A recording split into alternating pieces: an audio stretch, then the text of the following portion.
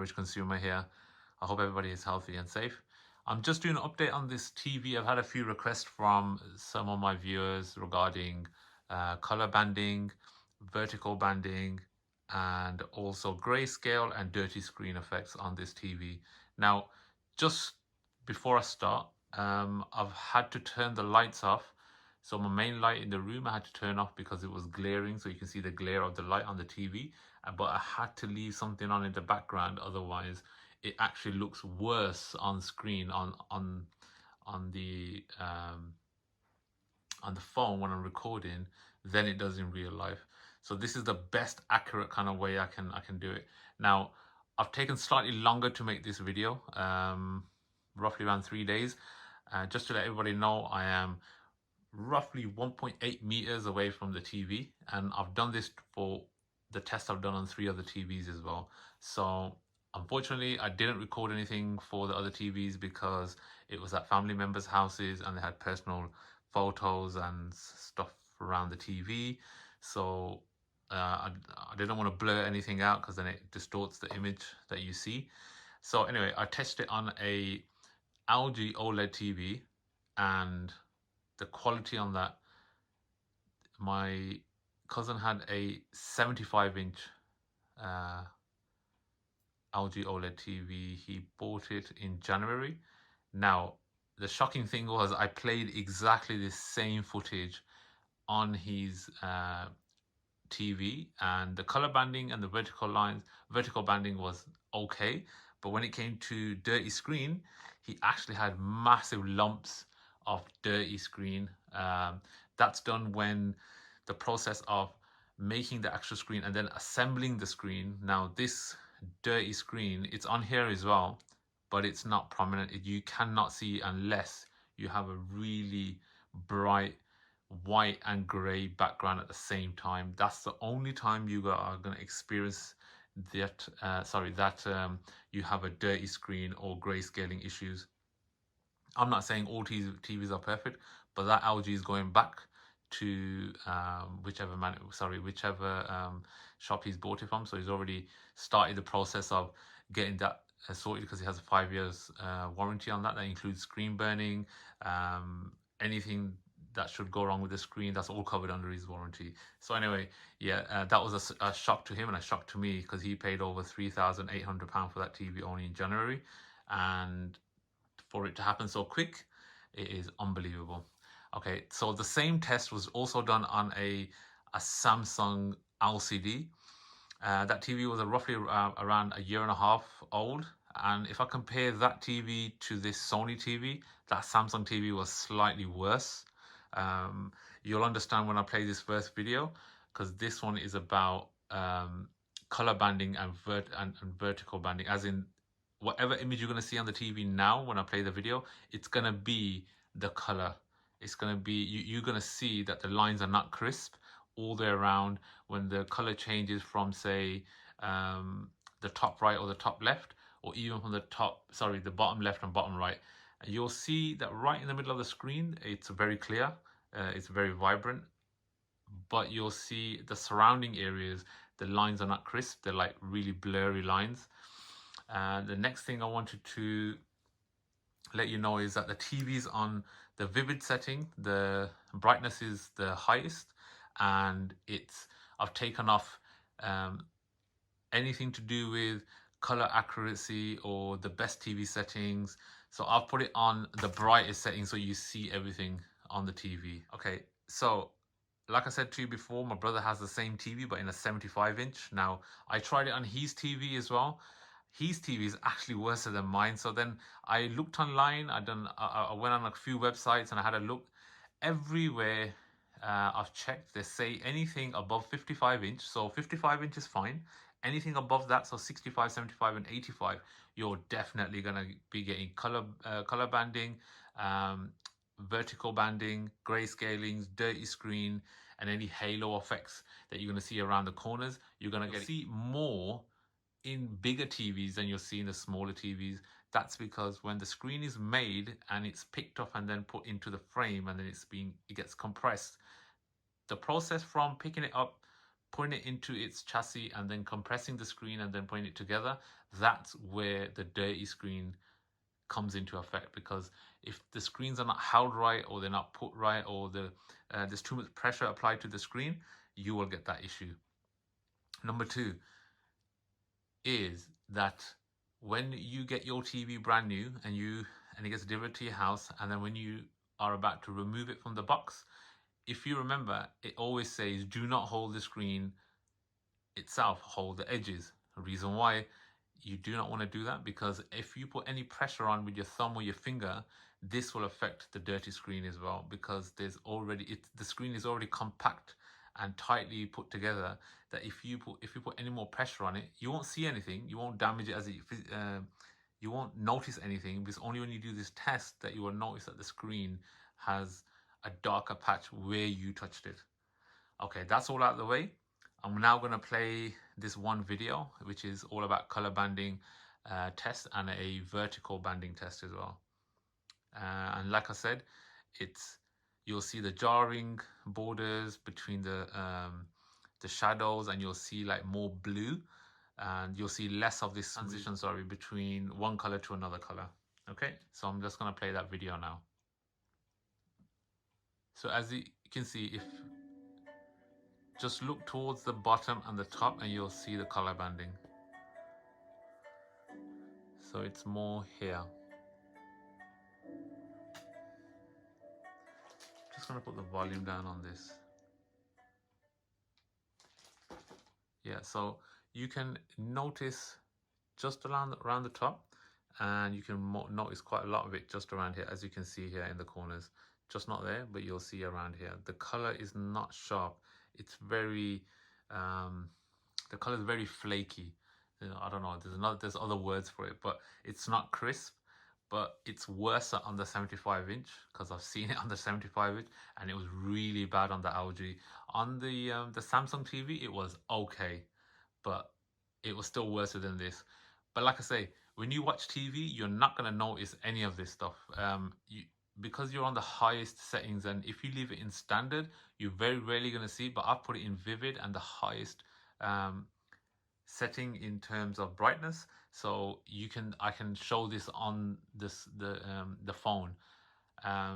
Normally when I sit down and we watch TV with either the lamp on just there, or the one behind me without the main light on, I leave it in vivid, but we have it in our our brightness setting is at 30. This one is maximum, which is 50, I think.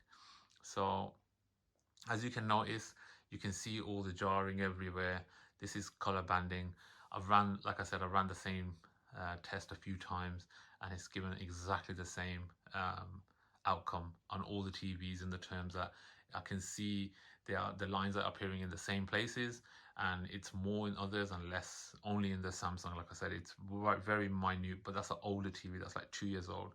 This is a newer TV, but you can see in this image here, there's quite a lot of it. And then you can see now the banding, or the lines that are going across, and you can see the oval shapes of the lines as well.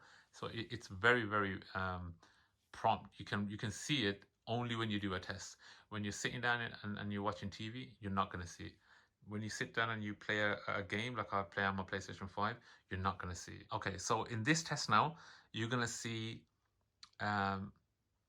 vertical banding. So you're going to see two things at the same time, which is going to be the lines coming down. And on this particular test, I can see that I have vertical banding just here and halfway down here, and I can see bits and bobs just here. And I don't see a line that goes all the way down from the top to bottom. This line that you're seeing right now here is not, it's just a screen. It's, once the video plays, it will disappear. But you can then see just around here and up here, and just two little marks down here is what we call dirty screen. So this, like I said, it all depends on how it's been handled, from when it's been produced, picked up, put together, shipped out, put into the box, and how we then take it out of the box and then put it on display. It all comes down to how you handle your TV from start to finish. This is when you get a dirty screen. Vertical lines is something that's in the screen when it's made. There's no way of getting around it. I've checked everywhere. I've checked online. It's more noticeable in edge lit, TVs than it is in full array or backlit. So the one I'm playing it on now is of course full array. So I'll show you in the next video. You'll see individual pixels will come up, and it's very clear, and the blacks are black, and the light is very light. So I'm just gonna play this now, and you will notice where I pointed out before. You can see all the lines on the dirty screen.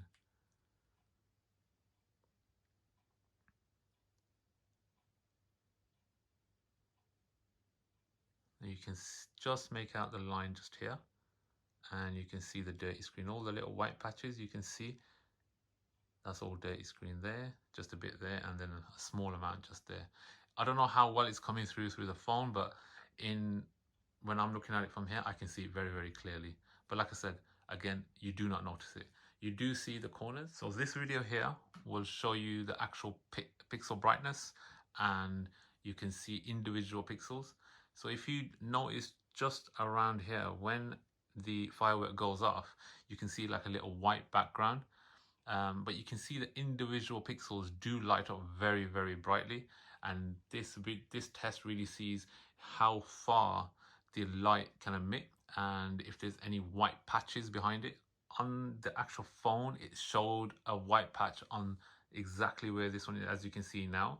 But if it's anything, because this is full array, the light's coming from the bottom to the top, it's lighting up everything and then controlling itself very well when it comes to the individual lights that are on the TV. So the pixels are very good.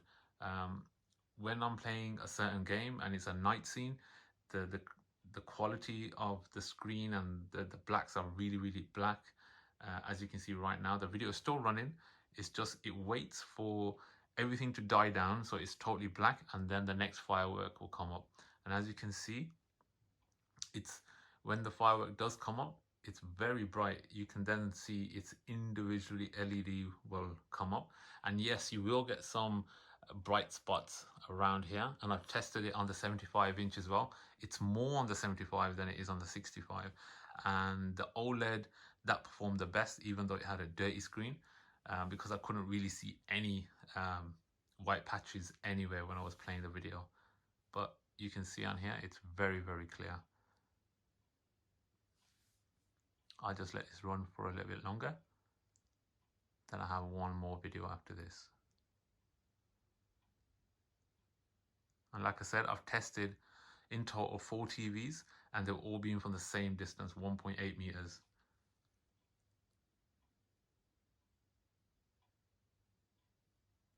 And as you can see in this little sample, this one, the fireworks exploded, and that one has stayed together.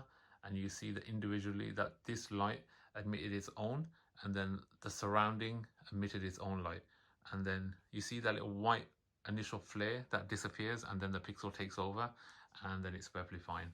And to be very honest with you, on the phone it seems more for some reason. I think it's just the quality of the camera, that it cannot pick up everything, of course, because it's going to get compressed. It's going to get even more compressed when it goes on YouTube and you watch it.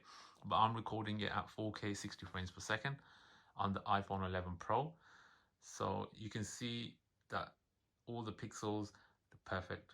I've not had a problem with that. The new update was out. I notified a few people that the new update is out, and I think it's improved very small amounts, but the performance of the TV has improved as it's got quicker. This is the last video. You will see how black the blacks are. Like I said, I haven't changed the settings. You will see how black the blacks are. You'll see the lights, the vibrant color. You can see like all the cherries. I mean, it's not fully lit yet, as I pause the video. But you can, when I start the video, like I said, I've got it on the brightest setting to give you the best example of what this TV can do. You will see this as a 65-inch performs better in my eyes than it does for a 75-inch. Now, some people will say, no, you go bigger, the picture quality, no, the image is better because it's bigger. Yeah, image is better, as in the terms of it's a bigger surface that you watch your image at, but does it improve the quality of the image? No. Me personally, I don't think so. I've read online, there's a few people that say yes, and there's a few people that say no. So I will leave that judgment for yourself. I always say, when you ever go to buy a TV from anywhere like Curry's, Richer Sounds, or John Lewis, or anywhere like that, tell them to take it off the retail mode. Take it off the retail mode, and they can play a video that they can connect to one of the aerials that are already there, and tell them to play a true video like from Sky or Virgin boxes. They do have them. If they say they don't, they're lying. They do have them there. Tell them to play a video, because in retail mode, the videos that are getting played are going to be the best quality that's going to be there. This is how you determine if you want to buy the TV or not. And to be honest with you, 50% of your decision is made by just that little sample video that they rerun over again and again and again. Personally, from OLED, I'll probably stay away from that for another few years, probably 3-4 years, until the technology gets better. But LCD and LED technology has come a long way from when I had my last Sony TV, which was 7 years. It's probably taken that long for something that is such a good quality but at a very good price range, because anything new that comes out, of course, is very expensive. I can remember when OLED first come out, and a very good friend of mine, his dad purchased a 77-inch. Now I'm not 100%, was it 75 or 77, but they paid 6,400 and something pound, and it's come down. That same TV now, I don't know what model number it is, but I've seen the same, or he's told me that the same TV now is worth probably 1,800 to 2,000 pounds, something like that. But it's a very old design. Like I said, technology evolves every year, every 6 months. It gets better and better. So this is the last video. Just take a look at it, and tell me in the comments what you think about. And I also wanted to say that thank you for everyone that subscribed. Please do like and share and subscribe. I do want to reach that 100 mark before December's over. So please send this video out to some of your mates or your friends and tell them to subscribe to my channel. Thank you. And this is the last video I'll play.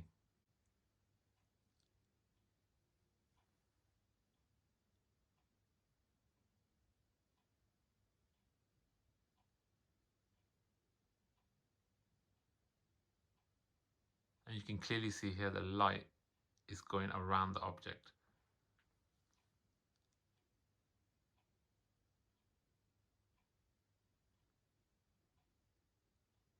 For me, sitting in front of it at 1.8 meters, the picture quality is absolutely amazing. And this is, by the way, all the videos I've tested, they're all been the same and at the same frame rate. So if a 4K version is available, it's being played at 4K. I've not downsized it for a specific TV or anything like that.